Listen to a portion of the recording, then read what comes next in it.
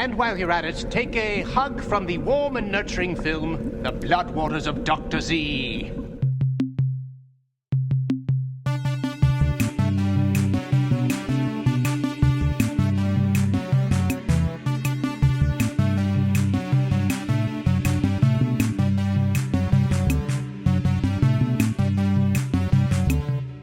This time we watched Season 10, Episode 5, Blood Waters of Dr. Z. In which the plan to take over the world is make a race of fish people?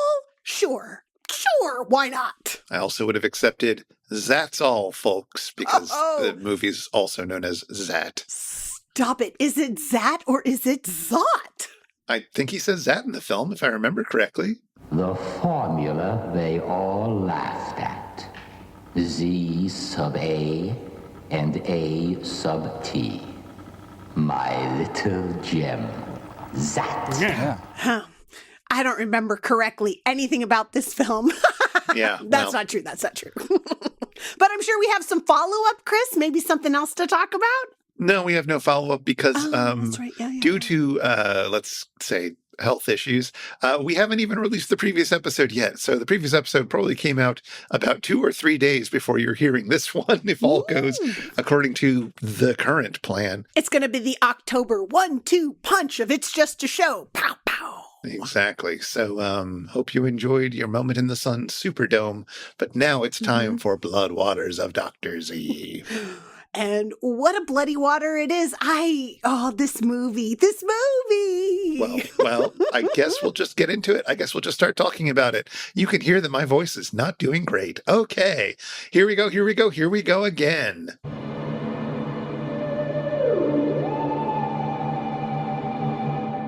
This time we watch Season 10, Episode 5, The Blood Waters of Dr. Z. Like most people with a world domination plan, or really just any plan at all, Dr. Leopold has a list of goals that he must accomplish along the way.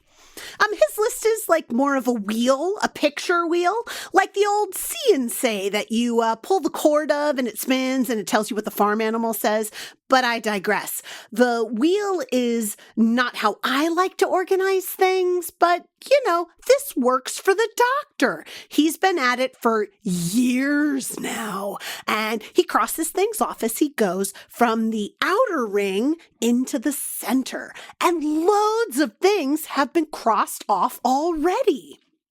Now, he's had some stumbling blocks along the way, people who got in his way, naysayers who did not appreciate his genius, folks who didn't think he could create a race of fish people with minion killer fish armies to command, folks who blocked his funding, or his access to resources like human subjects to test on. Well, revenge has been added to the wheel, folks, and he continues to move towards the center. Today, human subjects are not needed as Dr. Leopold will turn himself into a fishman through the use of lots of blinking light-up machines, and also they make noise, a yellowish injection with a super cringy long needle, an additive to the fish tank, and submersion. He succeeds. Now he will have the last laugh, for he is Warthog-Faced Fishman. There's more to do. He has a spray pollutant that will enlarge walking catfish. That's an invasive species in the Florida swamps, and other aquatic beings to create his army. Bonus, the spray also poisons the water with radiation, so that's nice. Fishman achievement unlocked. Check off fish army creation. Next up, revenge on the 2 main naysayers. Fishman murders one guy while he's fishing with his family, and the other while he's in his living room watching TV and dreaming of fishing. 2 more things checked off. Now to move on to a most important part, creating a fish woman mate.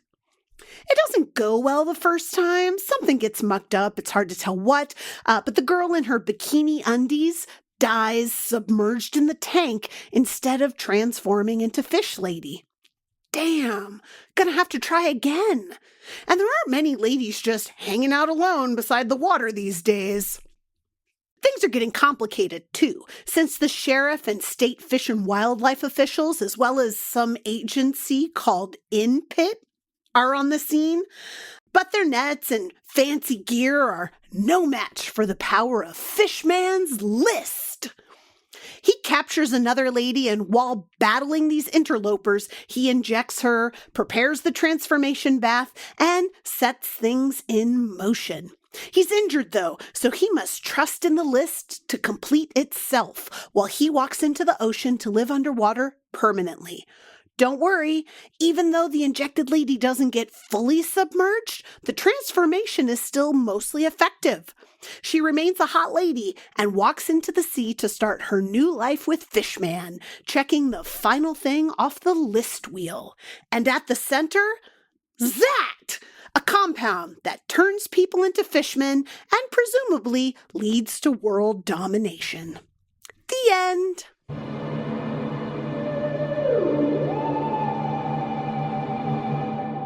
Meanwhile, on the satellite of love, Crow is getting into chewing tobacco. Or, no, wait, I guess dipping tobacco. Dip. I guess that's different. Either way, it's disgusting. And Crow is spitting it everywhere. And it's so gross. It's so gross. Let's just move on.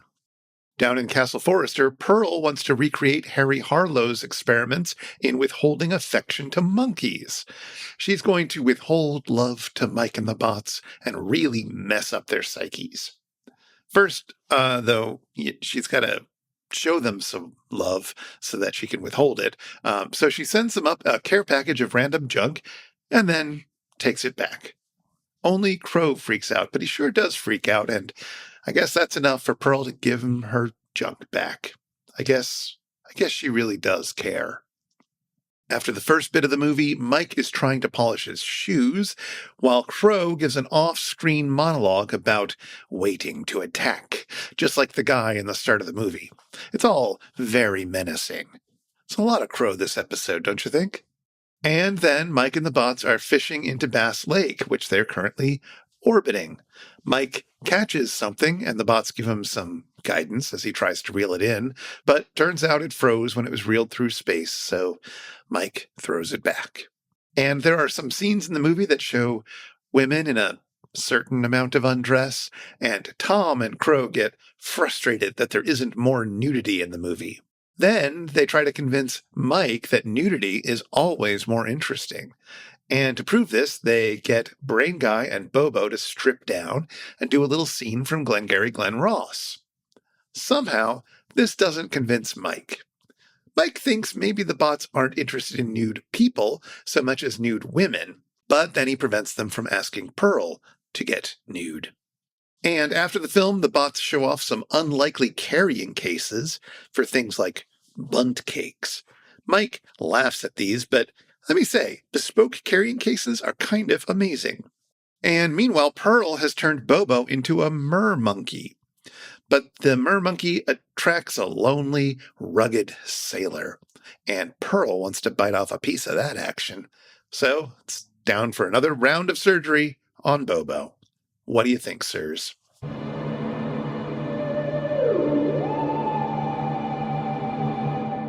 So, Chris, what is love? I mean, if you're of a certain age, the follow-up to that question is always, baby, don't hurt me. But I'm impressed that for Pearl, it's hot pads. Yeah. We don't always want to go for the first idea. No. Yeah. First thoughts can be a very predictable thought. Mm-hmm. But there's the older song, Where is Love, that they reference in the movie. And that got stuck in my head as soon as you said, what is love? And I threw aside the baby don't hurt me line. And now we're here. Oh. So, oh well. I love the baby don't hurt me line.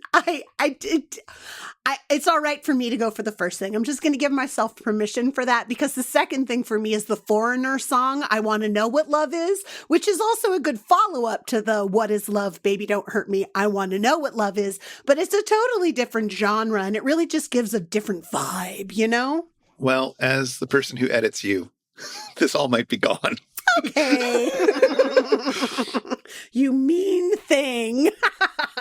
It was very interesting to go from an episode from the KTMA era where we complained about Tom Servo and his bevy of babes and Oh my how gosh. sort of one note and kind of, I mean, gross isn't quite the word, but like, unchecked, let's say. Sure. That was. Horny. We'll just call him horny. Horny in the way that only somebody who's about 18, a boy who's about 18 is going to be in the late 80s, yada, yada, yada. Sure. Very particular shade of horny that, I don't know, wasn't fun to hang out with. Yeah, it's borderline creepy. Well, yeah, I guess borderline. Yeah, sure. And then, we flash forward 10 seasons and we've got Tom and Crow really, really interested in seeing the women in this movie undressed, which, like, they're allowed to want to see that. Sure. We'll probably talk about that more in a bit, but wow, it was just like, oh, right. They sort of swung back around to this, didn't they? Sure. But you also there's a scene towards the end of the movie when the woman with her like super blank face is walking towards the ocean, but she has a blank face that's also sort of hostile. And Tom has a riff where he says, "This is what women look like when they look at me." And I'm like, yes, that is the counterpoint to borderline creepy horny Tom right there. Sure. You may want to see nude women, but you're not actually thinking that nude women want to see you back. Right. It's weird. Nor are you going to pretend that you're hot, that you've got the bevy of babes at your beck and call. or that the bevy of babes in some way belong to you. Right. Sure. Yeah. I guess that's one of the reasons why I this episode was fine, but I didn't really love it. I just didn't want to hang out with these guys. I didn't want to hang out with these guys who were either being sort of aggressively hamina about these women potentially getting naked or being really body shamey in the case of Mike and the other ones. They all were doing it. But like, it's a whole thing that they do in these years, and I don't care for it. And it's just like, I don't want to hang out with this like macho's not the word, I suppose, but this very like, I don't know, socialized male in the 80s kind of energy. I mean, it's an awkward side of that socialization. It's not a comfortable place for a lot of people to hang. I understand that there's going to be a lot of people who listen to this who are just like, that's my favorite shade of Mike. And like, if that's you, that's fine, I guess. It may not bother you, and that's okay. Then there might be other things. I mean, I'm not saying the episode is a disaster. No, just saying it doesn't feel friendly, and it doesn't feel like home in the way that I most like my episodes of MST3K to feel. So. It's fair. And a lot of the jokes, as you say, are very body shamey, very at the expense of people on the screen or at the expense of each other. I mean, even I think you just want to see nude ladies has to come after Brain Guy and Bobo doing a nude scene of a play, which is like, I don't know, Chris. I wanted that to be funnier than it was. It didn't land for me the way that I think they were imagining it would. And, part of that is going to be me not being in on that humor. I had forgotten until you just said that Glengarry Glen Ross was originally a play, but it was. Oh, yeah, it's David Mamet. I think they're aiming for the movie because they're trying to show that nudity in movies is always a good thing. But yeah. No, it totally was a play as well. That's fine. The bot's argument is that it doesn't matter who's nude, but I think that Mike is really getting to the core of their true desire, which is that they want to see nude ladies. Sure, I guess. I'm pleased that when they were like, oh, we'll just get Pearl to do it, Mike's reaction wasn't, no, Pearl would be gross to see naked. It was, Pearl will kill us. You can't even ask for that. So I'm glad that didn't turn the shame on Pearl, because I think that would have been a step too far for me. And maybe it was a step too far for them too. Yeah. Otherwise, the movie was also... I am impressed that you got that much of a plot summary out of it. I think I would have had about 3 sentences to say. There's very little that's going on in this movie. And before the first act is over, every beat that's going to happen in this movie, and then it all happens. Sure. Well, I mean, frankly, if you look at the wheel, Chris, you know the whole script of the movie because it's all right there in the wheel. Some of the things online that are summarizing the movie are like, he does all of this in order to kill those two guys. And it's like, no. Those two guys were punished for being in the way of his greater plan. It's really important to note that this was not just, I'm going to become a fish man in order to kill people. It's like, no, I'm going to become a fish person so that I can raise a race of aquatic beings that are going to help me take over the world. Come on. Yeah, he's a fish supremacist. Yes, he has a very big plan, everybody, and it's not just kill two guys. That's a small plan, small plan. But he does understand that if you've got a big plan, you need to break it down into smaller subtasks. Exactly. I really appreciate his wheel of goals. Yeah, it's, I'm familiar with bullet journals, and I'm familiar with like Gantt charts and things like that. This is a new version of that. And I feel like if he just started a Kickstarter around it, he could really raise enough money to both give a productivity tool for all the kids out there who like to play with a productivity tool every 3 months. Totally. It would revolutionize what I see in Barnes & Noble right now when I'm in the journal section. Exactly. And then he'd make enough money from that to fund his research. Exactly. I mean, come on.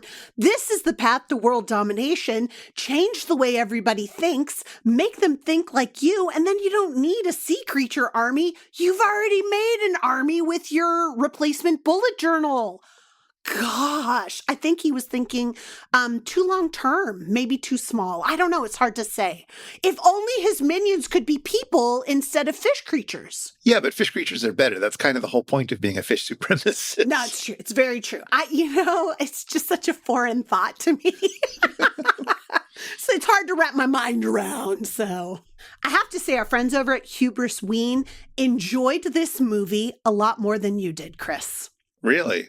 Well, first off, they were probably looking at the remastered edition that came out, which is not quite so red as this version. Yes, they had a prettier version to watch. There's no question. And they talked about how there were a few iterations of improvements inside of the movie release. The last one being like a fully digitized and colorized Blu-ray, which made it actually really beautiful. Like S was over the moon about the movie once that one came out.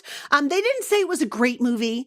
They didn't even necessarily say it was a good movie, but they did say that there were kernels of really good ideas inside of this, and it could have been executed better in order to make it a good movie. I think one of the things that Tim Fiasco said was that he was really interested in seeing the third movie from this production team because there's something inside of this first movie that if it had time to kind of germinate would be better.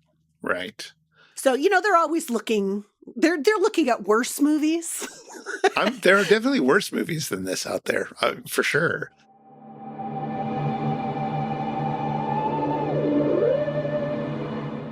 So, Chris, this movie's sea creature fish man reminded me of so many great sea creature fish man movies. Creature of the Black Lagoon, of course. Absolutely being one of them. I was also really reminded of the Kraken from Clash of the Titans, the 1981 version. Oh. Yeah, I mean, it's kind of got like a monkey head instead of a warthog head, but it kind of swims with fins on its side and everything. So it's got kind of the movement that this fish man has as well. Oh, yeah, I had to look it up because it's been a while since I've seen Clash of the Titans. But yeah, a little bit of that. Sure, why not? I mean, Clash of the Titans came out, 10 years after this, so maybe it was inspired. Sure, I'm sure Harryhausen was like on pins and needles to see what happened with the blood waters of Dr. Z. Yeah, he needed all the inspiration he could get, I guess. After you do those skeletons, how do you top it? But I was also reminded of, MST3K classic from season 13, the Batwoman.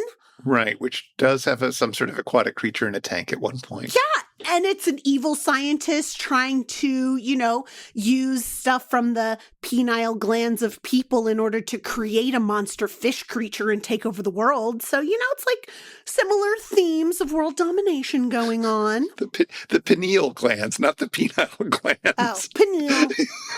juvenile. Very different. Is it? I don't know. Every time I was watching that movie, I thought, is there really much of a difference between these things? I suppose so. One's in the brain and the other one's in the head.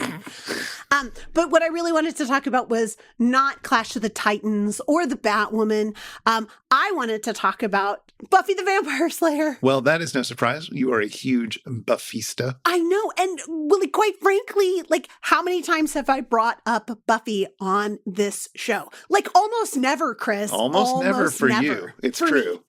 Believe me, when I lived with Charlotte many a year ago, not only was Buffy constantly on in the living room, and I watched it, and it's fine. I'm not anti-Buffy or anything, just not as into it as Charlotte is. But yes, constantly being brought up, constantly being enjoyed and appreciated. We played a board game sometimes. That was pretty fun. Such a good board game. Surprisingly good. Surprisingly good board game. Agreed. But that's not what we're here to talk about. We're here to talk about the Fishman episode of Buffy. I don't think I've seen this one. I wouldn't think that you would have. It's towards the end of season 2.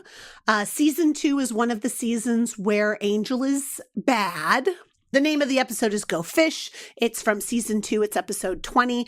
And the storyline of the episode in brief is that the swim team at Sunnydale High is on its way to a state championship. And then the prize swimmers on the team start disappearing and their skin is left behind, but it seems that there's a monster that's eating people from the inside, so they're researching it.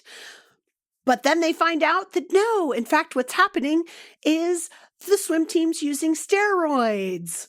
Oh, that's not what happens to you when you use steroids. No, but these are special steroids. Okay. Special steroids that had first been researched inside of Russia to create Olympic athletes by trying to put fish DNA into people. Okay. Okay. Yeah, no, you got to go with this one, right? Backs away slowly from whoever came up with this plot. Sure. Oh, no, totally. And, add a little hellmouth and sure, maybe it works. But essentially the steroid serum thing is put inside of the steam room that all of the swim team goes into. So they're all being inoculated with it. They steam the drug into? I've never heard of a drug that you take through a steam treatment. I mean, Buffy is here for you. It's like aromatherapy, but with fish DNA. Maybe. Yeah. Okay. Yeah. No. That's sure. Right. Anyway, so the swim team, from the best swimmer on down, starts turning into these horrible monsters. And it turns out it was the coach and the school nurse the whole time administering and creating the mixture that they're testing out on the swim team. And, Buffy has to defeat them, but she doesn't kill them. Right. Which is a change from a Buffy episode, from the monster of the week. This monster doesn't have to be defeated. It just needs to be let go into the ocean. And so that's what happens. All of these monsters, the 4 swim team members who turn into the fish monster, go off into the ocean. They're set free into the ocean. Well, she refers to it as they're going home. So it's Free Willy and Dave and Alex and the other guy.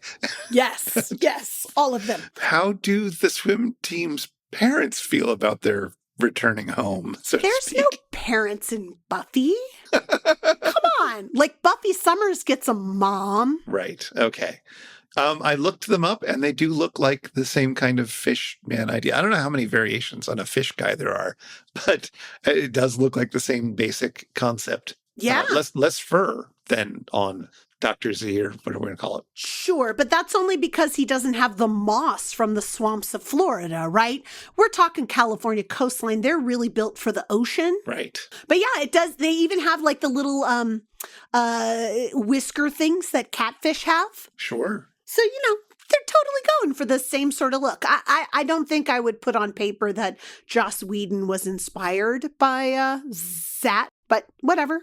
So that's Buffy and the Fishman. So that was what Dr. Z's transformation reminded me of. I mean, he's not actually called Dr. Z, but the title, or this other title, this alternative title that we know of, wants to call him Dr. Z. So I guess we'll have to call him that. It's kind of weird that I don't even know where the Dr. Z came from, other than he has this substance that he's discovered. that turns people into fish creatures. And it starts with a Z, so why not? I think that's basically it when they renamed the movie and made a title sequence and didn't put any music behind it. Oh my God, that was so weird. I did love that riff. Like, theme music? Anyone? No? All right.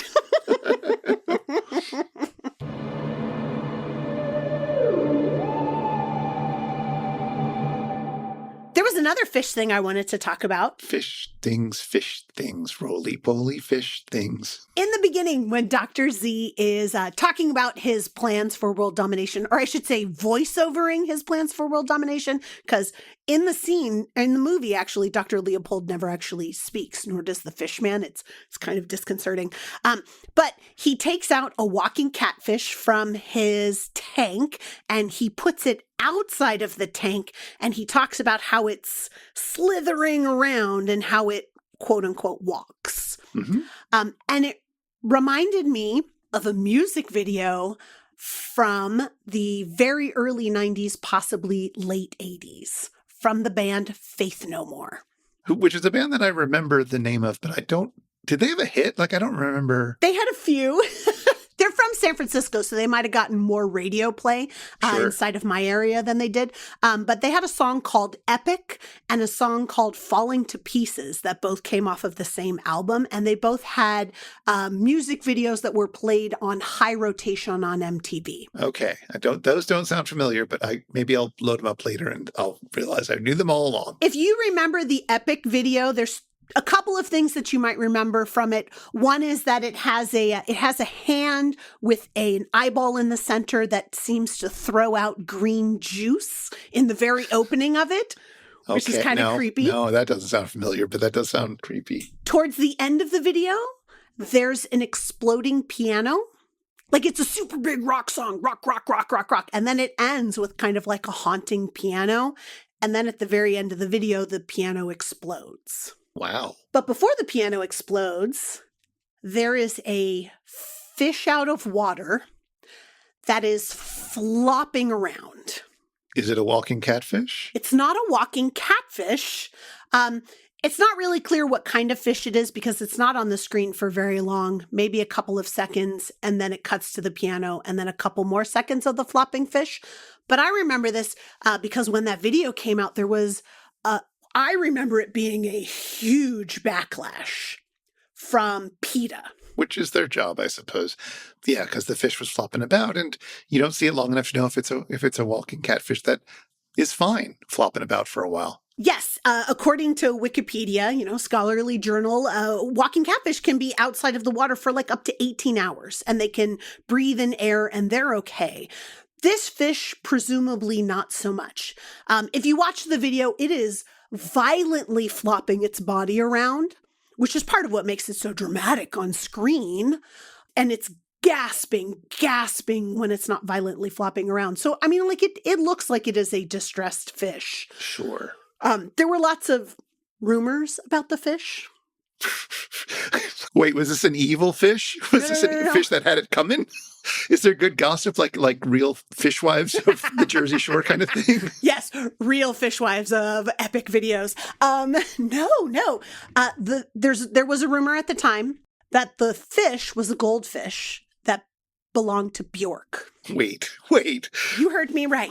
Wait. This was Bjork's goldfish. This is not a true rumor. No. But it was a rumor at the time that it was Bjork's goldfish. And apparently she gave a quote saying that, she knows those guys. And they, wouldn't treat a fish poorly. And so it was totally okay. That was her fish. She was just playing along. She was playing along. It was off the cuff. It was just like... Bjork's real good at the yes and. Yes, she definitely did a yes and. And this is before she was Bjork. This is when she was still with the Sugar Cubes, is my understanding. So it's way early. I was going to say, it's 1990s when that song came out. She has not put out a solo. She's still very much in the Sugar Cubes. Very much so, yeah. So and apparently she's part of a scene that she had some interaction with the guys from Faith No More. Who knows? Sure. Or she, famously yes-anded with them. It's just weird that there'd be rumors about Bjork in 1990. I don't know. Why not, though, right? Why not? Well, okay, so this wasn't her fish flopping at the end of this video. No, in an interview that I found that was published online in like 2022, the director of the music video was like, it was not Bjork's fish, everyone, calm down. It was Alanis's. That would have been hilarious. She also wasn't as famous as she was going to be, but she'd been on You Can't Do That on Television and everything. So like she was known. She was known, yes. And Mike Patton just asked her for her fish. And she was like, sure, why not? Mike Patton's always asking every woman for a fish. It's the weirdest thing. But you don't say no to Mr. Bungle. You know what I'm saying? Anyway, it wasn't her fish. They don't remember where they got the fish from, but they know it wasn't Bjork's. And he was like, calm down, everybody. The fish was fine. It was only ever out of the water for just a couple of minutes. And it wasn't all the same fish. It was multiple fishes that were out of the water just for a few seconds. And we filmed it. And then we released them all out into the wild again. The fish are fine. Sure. Which in my mind, I'm thinking, so you took an animal that can't breathe and you put them outside of an area that they can breathe for just a few seconds, right? No, that's not torture. PETA has no leg to stand on, certainly, director. Like that, what kind of a defense is that? I mean, have you seen what they do to fish? They turn them into fingers. They turn the fish into fingers. I've seen The Little Mermaid, Chris. I know what they do to fish. I've seen it sung with an atrocious French accent. I'm just saying the defense of the fish was fine. We only let it not be able to breathe and gasp like futilely for air for 3 seconds is a terrible defense.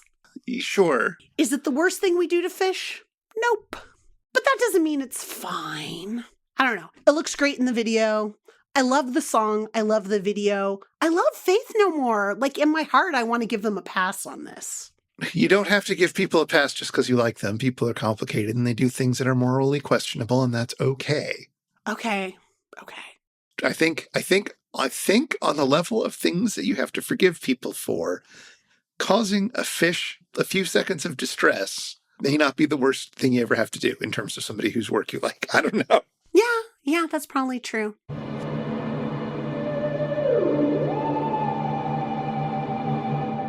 I did want to keep talking about fish and animals of the ocean and kind of the ways that we've interacted with them for one last interesting thing connected to this movie.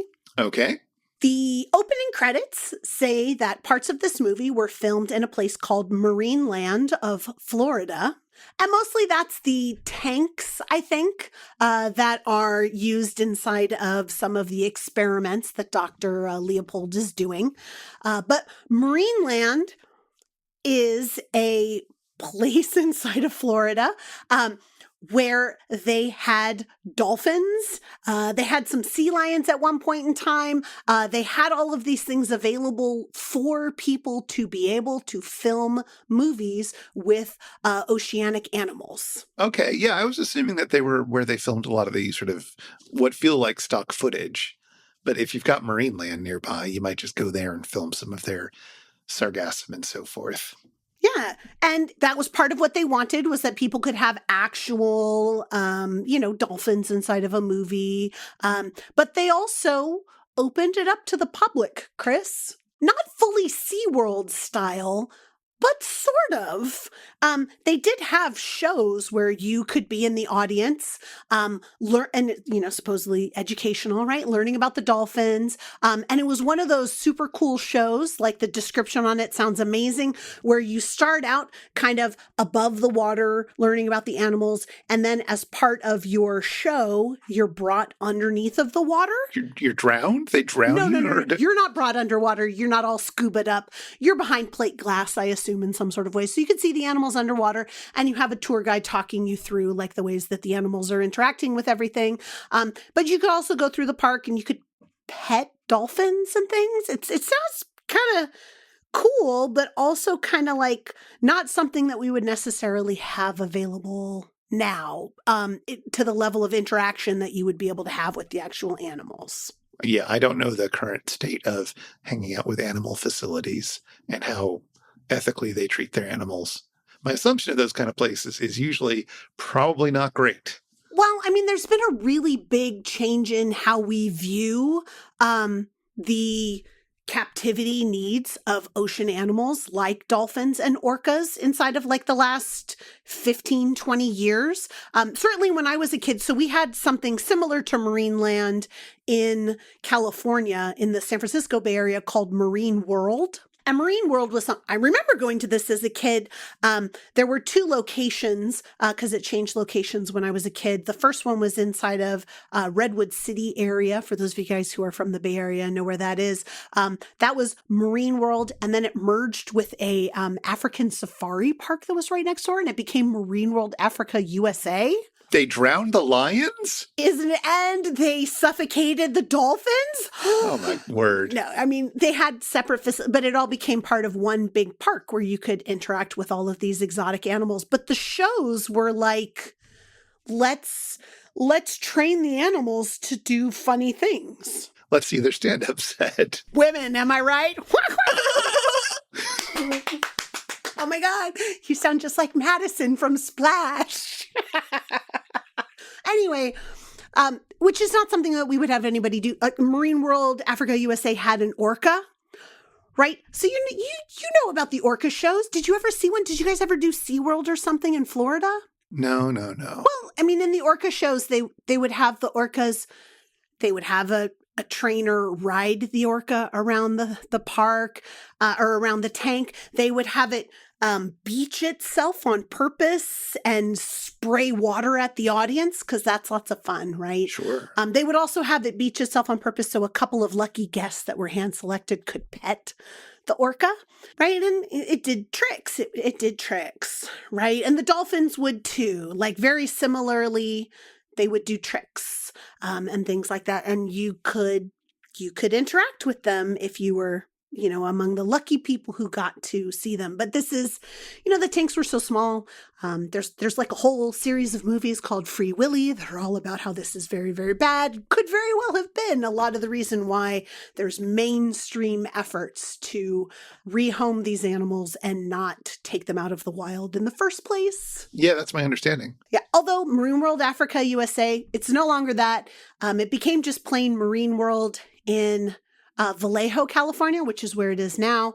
It's since become a Six Flags. So now it's more of an amusement park with, I know this, what do you do, right? Like animal parks as you can't have orcas and dolphins and sea lions interacting with everybody. You got to transition into something else to still make money, right? So why not become an amusement park with animal shows on the side? Well, Charlotte, if you're feeling really nostalgic for your experiences with the dolphins and whatnot at Marine World, good news. Marineland, the one in today's movie in Florida, is up for sale right now. Oh, gracious goodness. Chris, let me go break open my piggy bank. You might have to, because not only do you get the facility in lovely St. Augustine, Florida, but you can also get its 17 bottlenose dolphins. What would I do with 17 bottlenose dolphins? What wouldn't you do with them? You could just have it be your own private dolphin playground.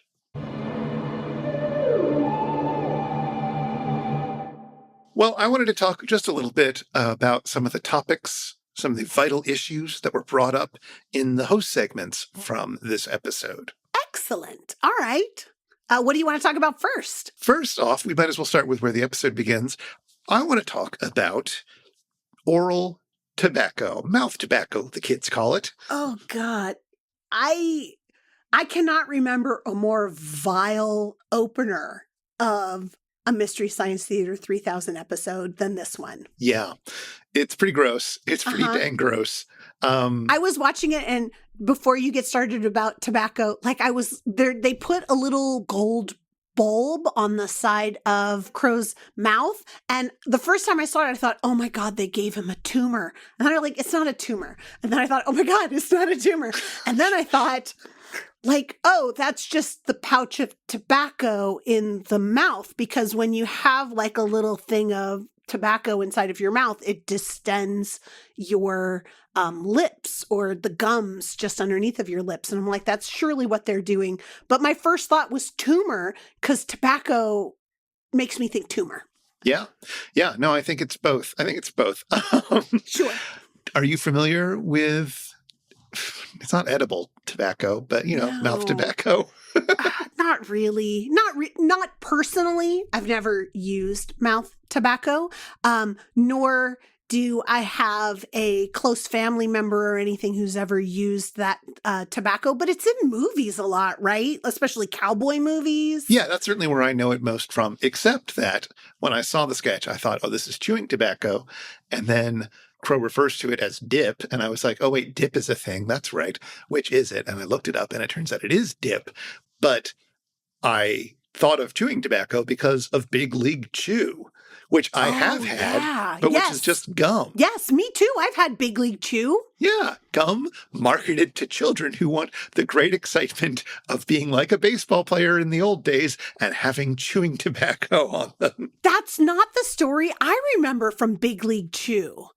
I remember them trying to change baseball from being a place where people chewed tobacco all the time, because this was a thing that a lot of the players did. So there was a lot of the players like spitting out the tobacco thing, and they were thinking like, we want to change the narrative around tobacco being a part of the big leagues. And what we want to be able to do is to eradicate tobacco from ballparks. And so they made Big League Chew to be chewing gum for ball players, that they could still have like a thing inside of their lip that felt like the tobacco. They could still have, the way too much saliva in their mouth thing, which I guess is a feature, not a bug.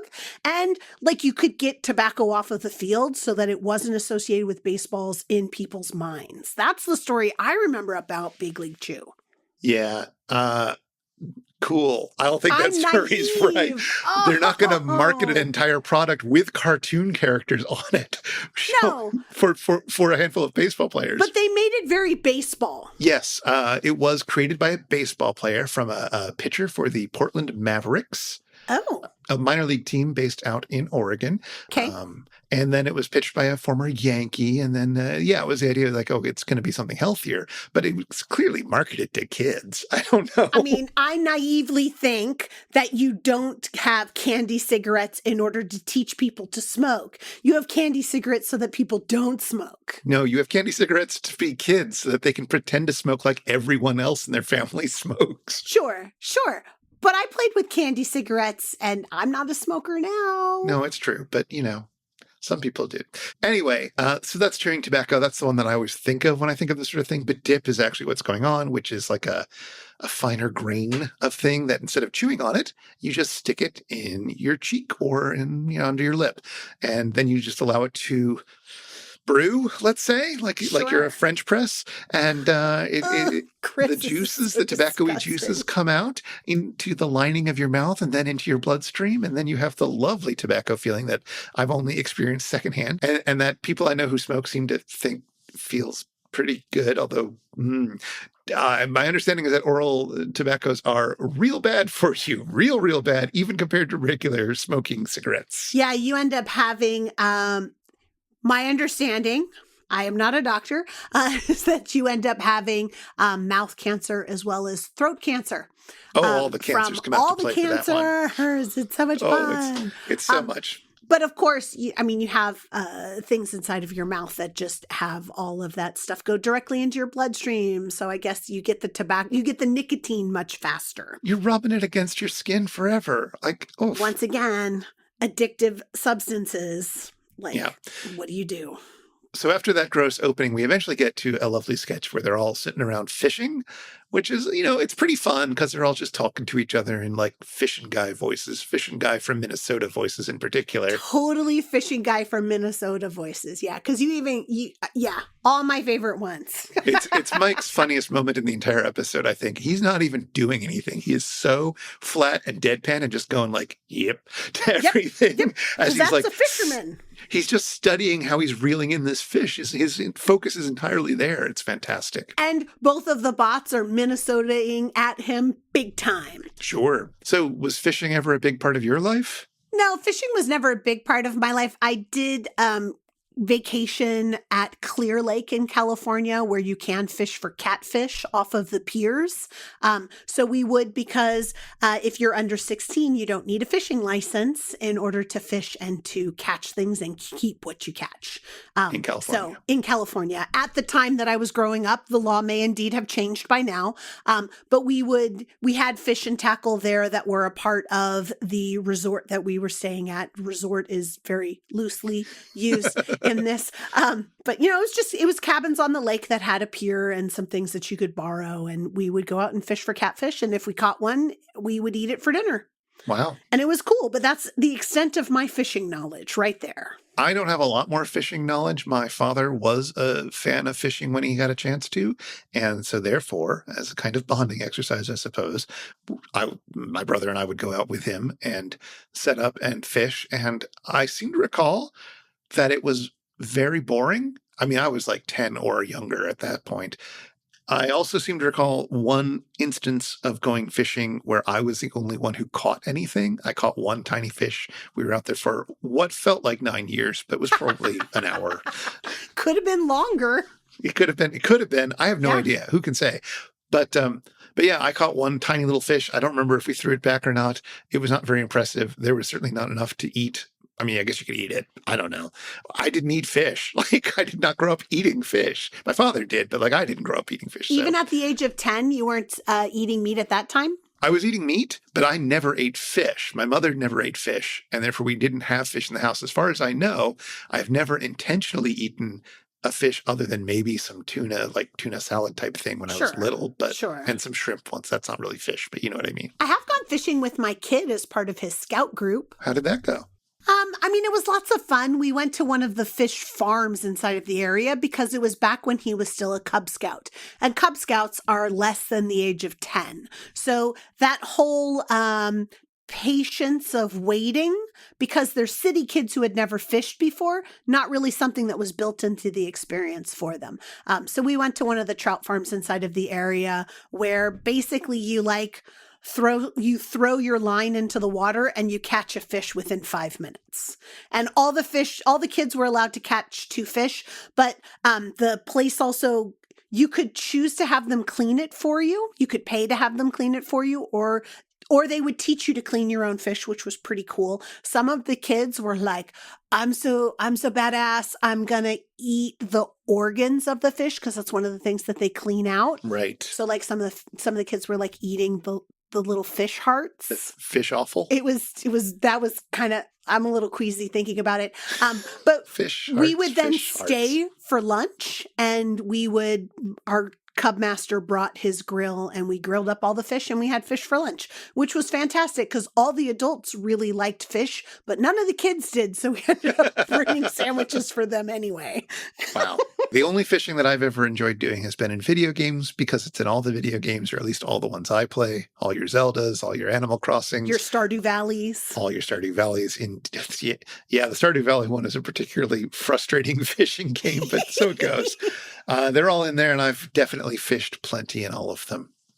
And that's fine. I don't mind being patient there. Sure, you don't have to eat your kill when you're playing a video game. Yeah, in fact, nothing dies. There you go. In Animal Crossing, you just take it to the museum or you sell it, and then you never think about it again. Exactly. The final sketch I want to talk about is one where they discuss about nudity in films. And we've talked a little bit about this already, I suppose, but nudity. Do you think that nudity increases the interest in a movie, Chris?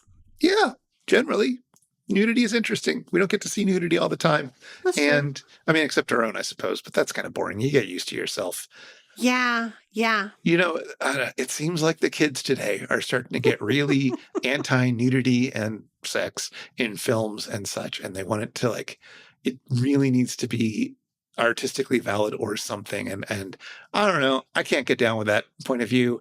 That's cutting off a whole side of human experience. It's cutting off perfectly normal, natural. I mean, it would be great if the nudity in films was not just like women. Well, not just women, although that's changed quite a bit. You definitely are more men nude than there used to be. Yeah. And I suppose non-binary people and whatnot, but also more like different bodies, which that I think is even more the problem, is that if you're going to see nudity, it's going to be like people who walk around airbrushed and/or it's all CG anyways, I suppose. Sure. And if it isn't CG, it's body doubles who are chosen because they are specifically a very Western style of beautiful. Yeah. So that seems unfortunate, but in general, yeah, I don't know. I think nudity in films is perfectly fine and good. Does every movie need it? Probably not. But Yeah, fine. I appreciate the way that many of the scenes inside of this movie tease you with it.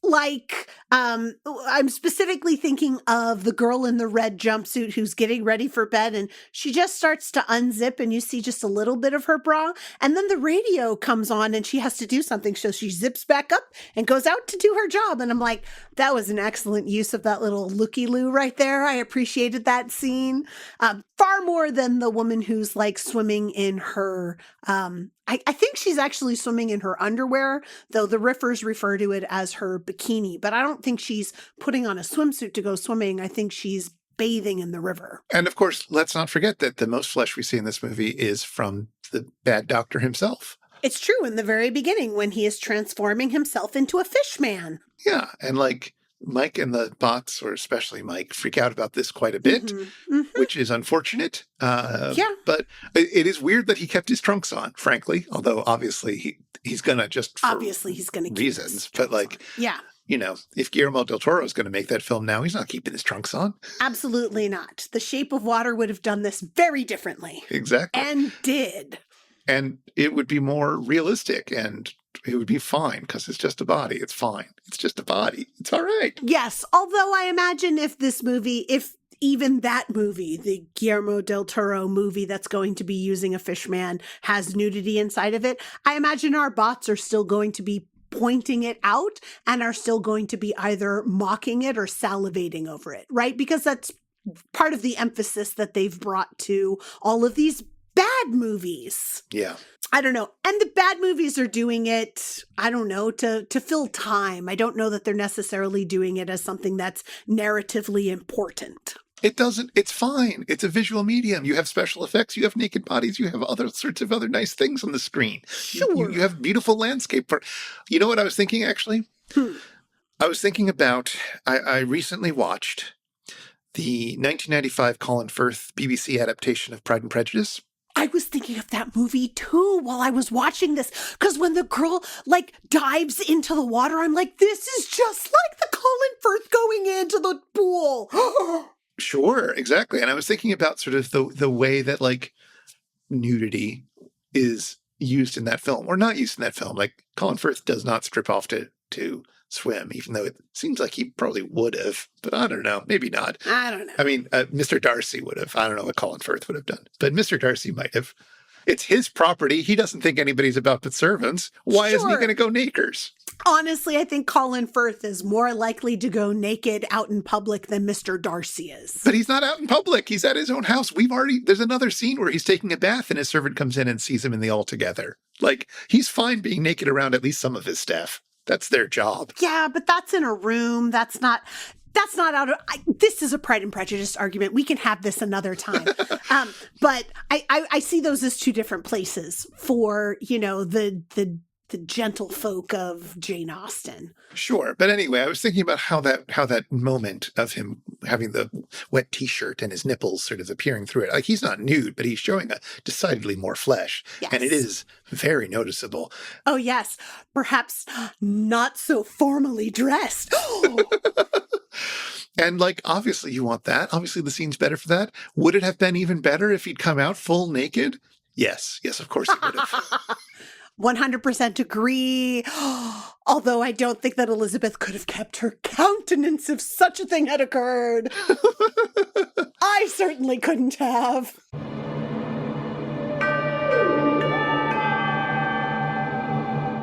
Well, we've been talking for a little bit, but I figured for a final factoid this time around, maybe maybe I just let you ask me any questions you had about things that might have come up during the course of the movie, and I will try to answer them as quickly and as accurately as I can. There was one that I definitely wanted to ask about because it was bothering me and it was bothering the riffers. The opening titles tell us that this is filmed in Marineland of Florida and a couple of other places, and it says it's filmed in Switzerland. And a couple of times during the movie, the riffers are like, okay, so is this Switzerland? When are we going to get to Switzerland? So, Chris, Switzerland? Yeah, some of this movie was filmed in Switzerland. Not Europe. No, Switzerland, the small town just outside of Jacksonville where everything else in this film was taking place. Switzerland, Florida. Wow. That is a bait and switch if I have ever heard of one. As soon as I realized that there was no actual Switzerland in the movie and they make that joke, I was like, oh, I bet I know what the answer is. I bet there's some stupid place called Switzerland in Florida. And sure enough. There it is. Sure enough. Well, I'm kind of happy that Switzerland is right near, Marineland, because Switzerland itself in Europe is landlocked. If you've been affected by the issues on this show, if you prefer fish to people, and if you prefer fish fingers to people fingers, or if you'd like to ask us anything, get in touch with us. Our email is info@itsjustashow.com. We're on Blue Sky, and we would love to hear from you. This show is made possible by listeners like you, and like our randomly selected supporter, Jeffrey. Thank you, Jeffrey. For about $1 an episode, you can be like Jeffrey and help us research and record this show.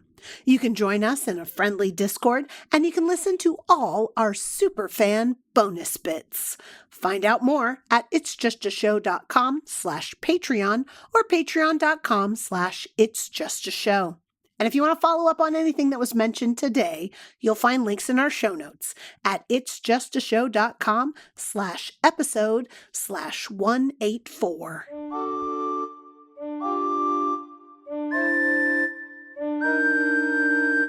Chris, our world domination plans have taken us to the ocean. That must be where our next movie takes place as well, right? We're going to continue our theme of world domination. What's up next? We sure are. We are heading back into the ocean for KTMA Episode 1, Invaders from the Deep. Episode 1? This is the very first episode of MST3K, if you don't count the pilot, which wasn't properly aired. Okay. And if we're counting the KTMA episodes, which of course we are, this is the first one. We've never done this one. Ever? First one ever. Ever. Yeah. Way back in the day, we did a bunch of the first episodes. We did season 1, episode 1. Mm-hmm. We did the first Mike episode, and we did the first Jonah episode. But now, many, many years later, we are finally going back and revising that to look at the first episode that isn't the pilot. Okay. You know what I mean. You know what I mean? There's so many firsts for us to celebrate. This is just another one. I mean, my first episode was Emily's first episode, so this is just a new first for everyone. Exactly. So, don't expect there to be a lot of riffs, and Joel's going to be alone in the theater. Oh, and he's going to have the shaggier haircut, right? The longer haircut? He will still have the shaggy haircut, so we'll get to enjoy that at least. Oh, I can't wait. Well, you have to, because we're not doing that until next time. But until then... If carp had pockets, I could have brought my Leatherman and been right out of this. I need to simplify my masturbation ritual. Take it away, Theme Squad.